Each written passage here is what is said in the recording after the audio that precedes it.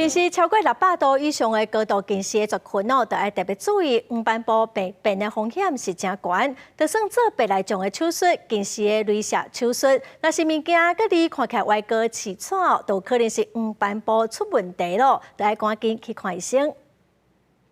你从正中间地方一直到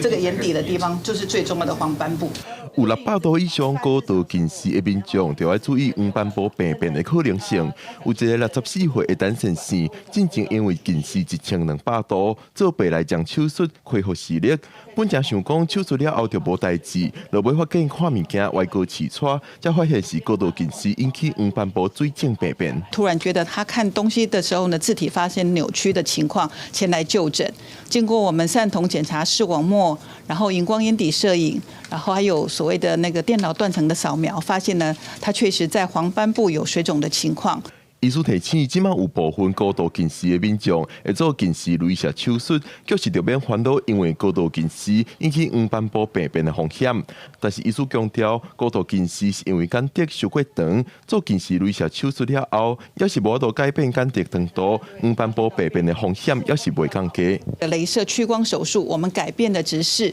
在这个角膜上面做切削，让角膜变得比较薄。但是呢，我们高度近视的部分，主要的 情况是因为眼轴过长，然后高度近视的黄斑部病变是因为黄斑部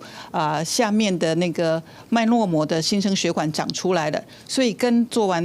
镭射近视手术你的度数变浅了完全没有关系。医师讲，若民众看物件亲像安尼，字无清楚、歪，甚至有乌影，就要赶紧去予医生检查。尤其是600度以上高度近视、糖尿病的民众更加要注意。囡仔上好赶紧控制近视的状况，避免变做高度近视，病变的机会就会提悬。记者郭文霞、桂林台北报道。